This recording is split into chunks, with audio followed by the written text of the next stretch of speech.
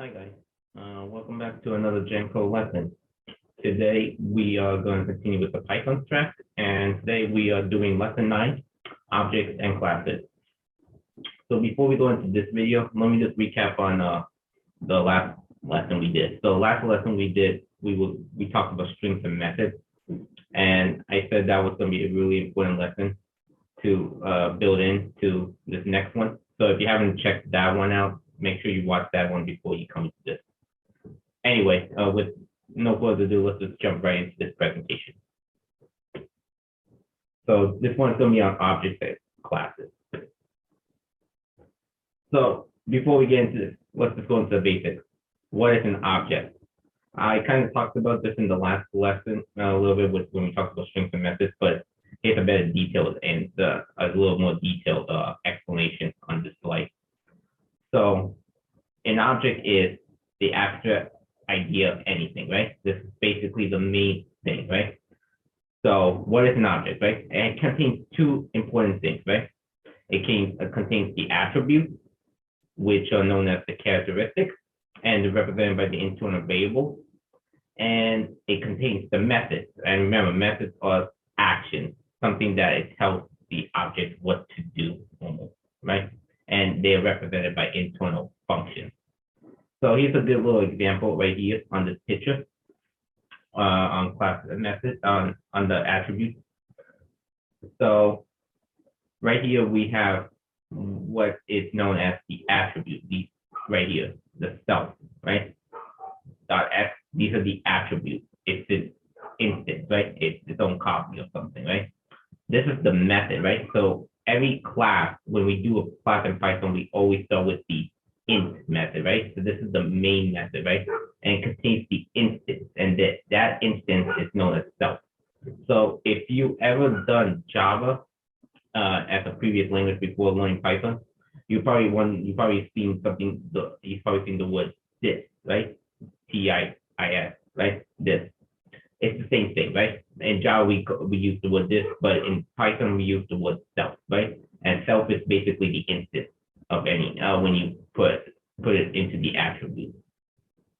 This is the method, right? So these are two separate methods. It's the in method. The main method always starts with in, and it must contain the instance self always. The parameter self must be always within the in method, or within any Python class, that is. So what is a Python class, right? So what a class in Python is the blueprint, right, from which specific objects are created, right? This lets us structure the software in a certain way. And the classes also allow us to logically group our data and function in a way that is easy to reuse or a way to build upon if needed, right? So what I mean by that is when we you could always reuse the code, right? It's like recyclable, right? So you could build onto another program that could use the same class, right? And you could always use that class and reuse it. Or you could always build upon that class, right? Let's say you had a simple program, we add more methods and stuff to that class, and you could build upon that class also. Another thing good about classes is good to organize your code, right, in one class. So here's a good example, right? I created the class rectangle, right? We all know what a rectangle is, right? It is a geometric shape, right? So in the class rectangle, and this is how we always start class. We say the word class, we name our class. In this case, we name it rectangle, and we use the two parentheses. So then you inside that class you write your method, right? And this is the first method that you always write when you do any class in Python, right? Is the int method, right? And it contains the parameter. In this case, it contains the parameter self, which must always be, it's always required, at least that's the one parameter that's always required inside a Python class. So you contain the parameter self, then the parameter, and I pass in the parameter height and the parameter width. And then you just have to name it self.height is equal to the height, and self.width is equal to the width. And in this class, right, we have, it's a good way, it looks organized, right? Because look, we could have another method that could get the rectangle height. We could get another method that gets the rectangle width. another method that gets the rectangle area, and another method that gets the rectangle circumference, right?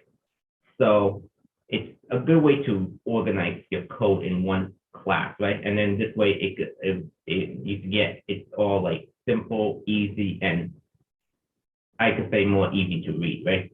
In a way. So it looks so much neater and cleaner. So that's another reason why we use classes. It's just a good way to organize your code. So instant method, right? So instant method is the first method on a class, right? So any class, right? It's the instant method, right? And that's the first method that we always do, right? Def int. This is the first method that you'll see in any Python class. It's the instant method. The instant method takes one or more parameters, right? So it has to take at least one, and that parameter is known as the self parameter, right? It must contain the self parameter. The instant method always must contain the self parameter. But it doesn't only have to take the self parameter, right? You could pass in more parameters, just in the previous example, right? I passed in self, and you could pass in other parameters like the height and the width in the instant method. But now you're probably all wondering, what is self, right? So through the self parameter, instant methods can freely access the attributes and methods on the same object, right? That's what the purpose of the self method is. Just like how this in Java does the same thing, self in Python can access attributes and methods on the same object. And this also gives them a lot of power when it comes to modifying an object state. So that's the main purpose of why we pass in the parameter self in a Python class method. So now we talked about instant methods. Let's talk about class methods, right? So a class method is a method that is bound to a class rather than its object, right? And the difference between, there's another method that's called, there's a difference between a static method and a class method, right? Static methods are known, methods know nothing about the class, right? It just deals with the parameters itself, right? It doesn't know anything about the class. It has just deals with the parameter itself. The class method works with the class since the parameter is always the class itself, right? That's pretty self-explanatory right there. And the class method can be called both by the class and its object. So that's a really basic difference between a static method and a class method in Python. So here's an example I wrote right here, right? And this is just a pretty basic Python class, right? We call this the point class, right? I just named it class point. So this is so class point, right? And it takes in two variables x and y that's assigned to 0. And I created a method called define print me and pass in the self. Remember, self must be always passed inside a Python class. And then I just told to print self.x and print self.y. And what self again is, self is a keyword that means itself, right? So that's what we use, and I explained self in this slide. And the parameter self in Python is the same as the parameter this in Java. So just like I said before in the previous two slides, they're equivalent. But Java uses the word this, Python uses the word self. That's the only difference. So creating objects from classes, right? So here's a great template right here, right? To create an object, you use this template, right? The variable name and assign it to the class name. That's how we create an object, right? That's the main template of creating an object. And when you want to access those internal attributes and methods of an object you use the dot method. Remember, dot is like a command, right? It tells this to do something. Whenever you put in the dot next to a method, it tells it what to do, right? Or not the method, but the object, right? It tells the object what to do. When you put a dot, tell like the turtle, right? We talked about in lesson 7 turtle, right? Tell turtle to do this, right? We do turtle dot right. So we tell the turtle to turn right, right? So that's the 90 degrees, right? Turn right 90 degrees. So the dot is like a command, right? So if you look in lesson 7 with the turtle module, it's the same thing. Except when you get different, we're creating our own class this time instead of having a built-in class. So let's see, we created a variable name, right? So let's call this P, right? In the total, remember we created total, right? We created the word T equals to total dot total, right? And that was basically the object. The T was the object, right? Similar here, we just create our own now, right? We're not using the total module. We're creating our own class in this case. So we create our own variable status, right? So we said P equals to the class point, right? And we talked about the class point right here. So this is taking this example, right? So when you do this, it creates an instance of point, right? When you assign the variable name to the class name. And then you change, if you want to change the internal variable x, well, we did this, right? We did p dot x, right? X is the variable, and we assigned it to 1. So now it changed the internal variable of x, right? Before the internal value of x was 0. Now we changed it to 1 by telling the comment what to do. By putting the dot method at putting the dot, right, to command p to change the variable x to 1 from 0 to 1. And the same thing here to change the value of y from 0 to 3. It changes the internal variable of y. And then the last thing again, p dot print me, right? It just calls p's print me method, right? It just calls this method, right? It will just run this method, print me, right here. It's just gonna run this part of the code.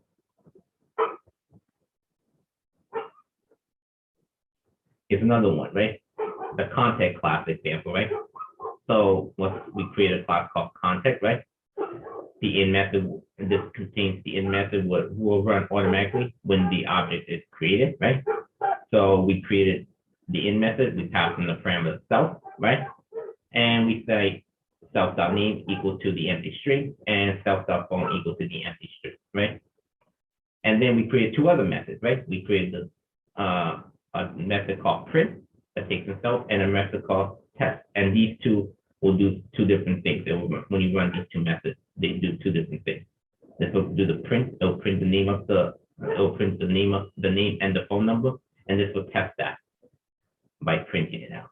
So that's how you actually organize it. And see how neat and organized it looks when you put it into one class. This whole class contains multiple methods or multiple functions. Again, why do we use objects and classes, right? Basically, we use it to encapsulate related variables and functions together. We create more organized code. Like I said, it just when you do classes, it just organizes the code in such a good way. It creates classes for future use in other programs, so it's reusable, right? Like I said, you can use it for future programs. This may be a class you wrote right now will be used for another program, who knows? Or maybe that class could also be reused in another way, right? It could be built upon some way, right? You could maybe start something simple, but you could build upon that by writing different methods inside that class. This module, modular data design, right? Modular data design, I think, right? And it also gives other people to work on different classes at the same time, right?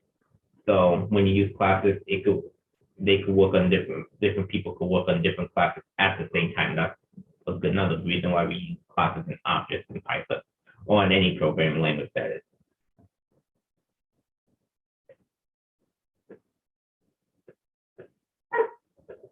And I think that was the last slide, right? So this covered a lot in class. But if you have any questions or concerns or comments, right, just email us at genco.us@gmail.com, and we'll answer your questions and stuff as soon as we can. But also, like I said, towards the end of this course, we will be doing I'll just be doing like tutorials of all the lessons, right?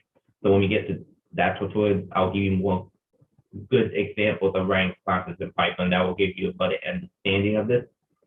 But until then, I'm going to be signing off on this lesson. But I will see you next week on our 10th lesson, and that will be another good one to know, right? It's useful to know those kind of things that we're going to be talking about next week. I think next week we'll be talking about exceptions. So lesson 10 is another really important lesson that you guys all should know. And again, we'll go at the end, after lesson 10, at the end, we're gonna be tying all this together, right? And I'll be showing you tutorials of all the different things we learned throughout this track, right? From the very first lesson to the very last lesson, and I'll show you how this all tied up together. And then you become more Python professional coders, right? So that was the goal of this, Python track, was to make you start off on a slow start, right? Like maybe you guys were not programmers before, but get you to becoming experts in Python. And classes of objects was another topic to build upon that goal. So anyway, I hope to see you in the next lesson, and have a wonderful day.